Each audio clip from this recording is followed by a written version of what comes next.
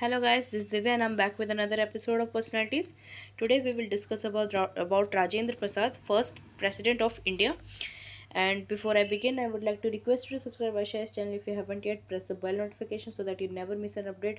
There are so many video content coming. If you don't want to miss those, please make sure you have pressed the bell notification.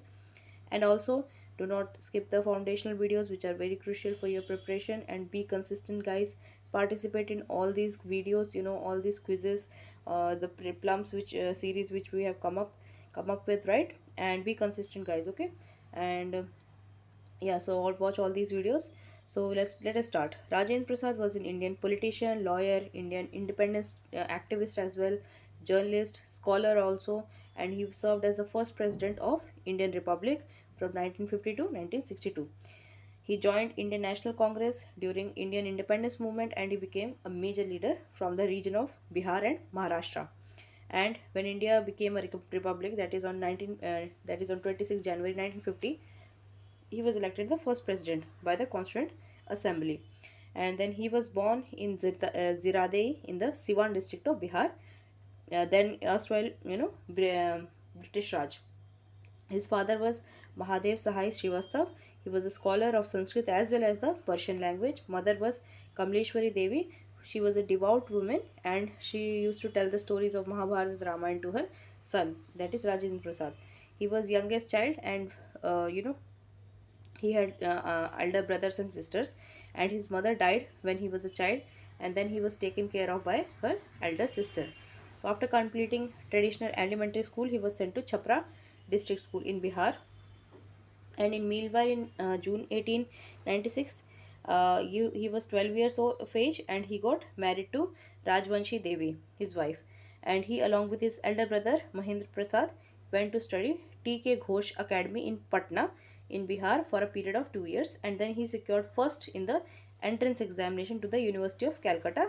He was awarded 30 rupees per month as scholarship, right? And he was very good at studies, right? He had an excellent academic record.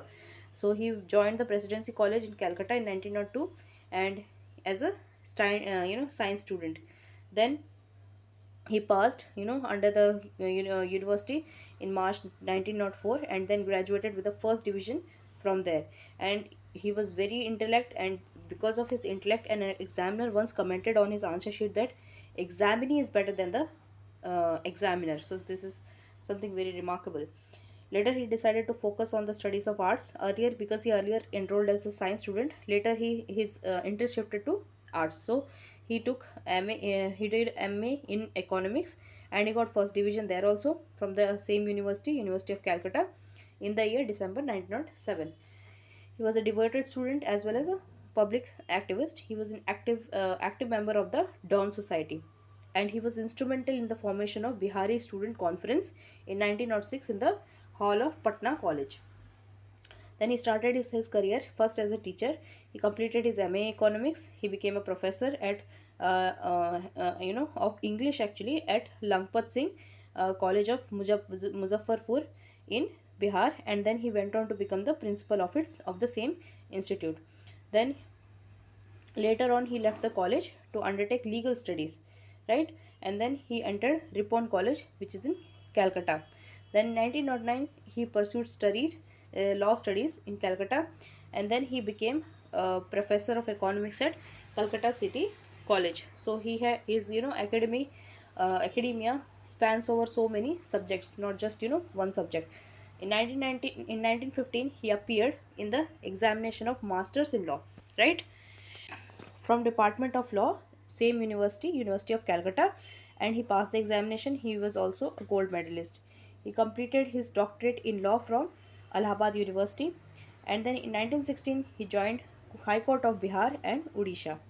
Then in 1917 he was appointed as one of the first members of the Senate of the Patna University, and he practiced law at Bhagalpur. Bhagalpur is famous for the silk, there's famous silk from Bhagalpur in Bihar, of course. Then his role in the independence movement, right? So his first association with INC, International Indian National Congress, was during 1906 during the annual session which was organized in Calcutta. He participated as a volunteer while he was studying in Calcutta University. Then he joined Indian National Congress in the year 1911, and the annual session was again held in Calcutta. And then during the Lucknow session of INC in the year 1916, he met Mahatma Gandhi.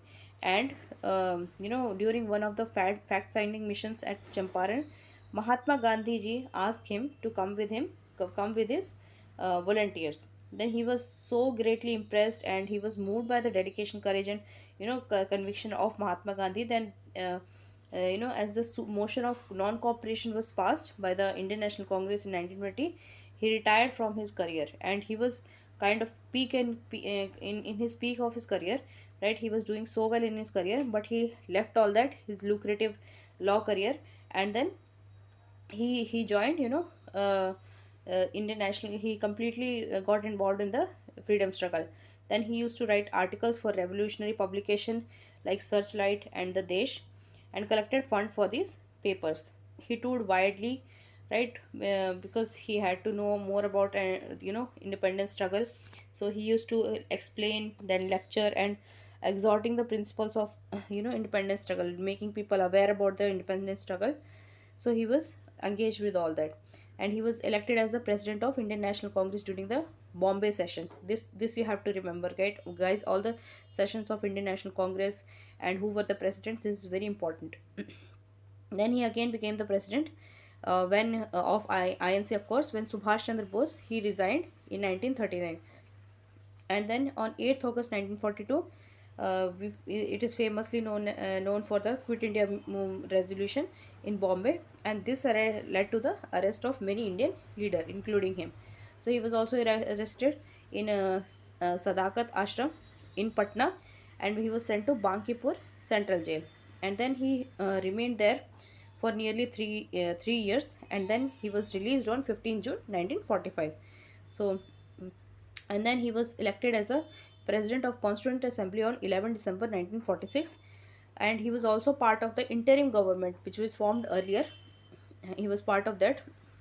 And then on 17 November 1947, he became Congress president for a third time. After J.B. Kriplani, he submitted his resignation.